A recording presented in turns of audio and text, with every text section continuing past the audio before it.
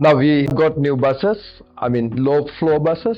We call it low floor buses, but not really the low floor, it's low entry, but it doesn't matter. Whatever it is, it's better buses, and although it's not the first time we have gotten these buses, the new buses. Now we are very excited about these 10 new buses, but the unexciting part is that these are still diesel. Now why diesel? And when the whole world is going towards electrification and changing the fleets likewise. Actually, there can be reasons, but let's see what curtails us going for electric. True that now we all know the electric buses are a little expensive, maybe quarter, maybe half, maybe 1.5 times of the diesel buses. But that also actually coming down. The cost difference, battery prices are coming down, and the ranges are increasing likewise. So cost can't be a big issue if and when the public sector also invest on these things, because it's not a thing that the government can alone do. I mean, even in other countries, if you look at it, either it's partnerships or government owned companies or private sector likewise. And then the next big question, okay, how we are going to run these buses with the available electricity? Well, in the whole world, the electricity consumption is increasing. I mean, but we are stuck with this 3,000 megawatt thing for years. I don't know for how many. I mean, many number of years we are stuck here. Ideally, and even in our energy plans, that we have a plan of improving it to 6,000 megawatt capacity. And the why we go electric, that question also should be asked. No, in the sense, we all know we are importing 4 billion. We are spending 4 billion US dollars a year in importing fossil fuels, and out of that, the most interesting fact is 80% of this cost is we are burning on the roads. So we need to stop this, not just because of the environment, leave the environment aside, but because of the cost factor. Where's our energy security? I mean, energy security is nowadays, it's a very important, we all know, important than even food security or national security. Likewise, we can talk about these things, but if you don't have energy, you will not have national security, you will not have food security either. The three major things. And the most important thing is the whole world, before going the renewables, they are thinking of going local energy.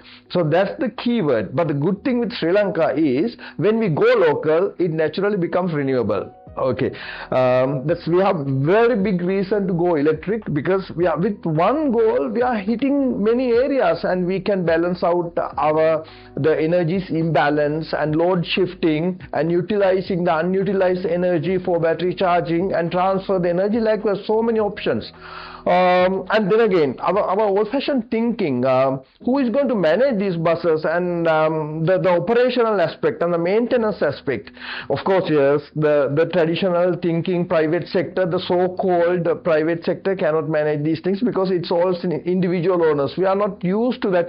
The bus system-based bus company level, although there are some companies that also not optimize the systems. So the systems can come in and the companies can be there. These are not big things, these are doable things. Some say it should not be privatized all the time. It is not a question actually. I mean, we need to have companies, and the ownership of the company is rather it's a technical thing. So it's having the ownership and being responsible for the ownership is the thing.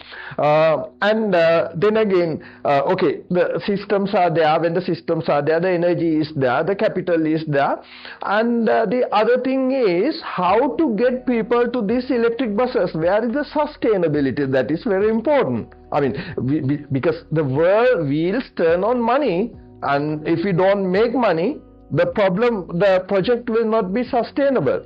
So how to make money? I mean, yeah, can we increase the rates? I mean, you can import these the super electric buses, the low floor with air conditioning, Chinese, Japanese levels.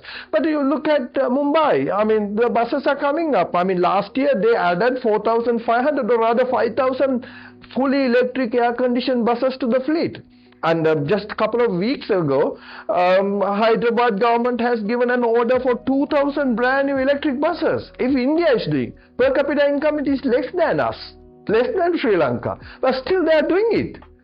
I mean, this is the thing. It's very much doable, and the cost also to be managed.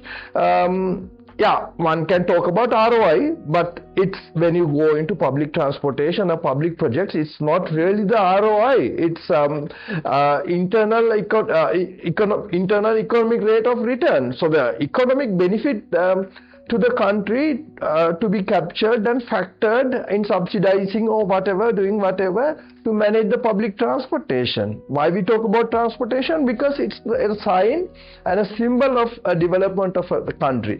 So if we want to develop, we want to modernize, and we have to get the car running people at least 25% to the buses, and good buses, but they will not come. They will not come if the buses are not comfortable, and if the bus, I mean, with the air conditioner and all the comforts, and if the buses are not productive, and if the buses are not meeting with their schedules, and all this time, and with the buses, and also by adding trains and also connected last mile solutions, I think we have a great way to go. And it's a pity if we miss this chance of adding more electric buses, because we are not going to throw out the buses in 5 to 10 years. I mean, these are 10-20-year projects. So we have to plan it out, and we have to start where the world today is, and we should not start what world has left behind. That our thinking pattern should be future centric, and start from today thinking of the future.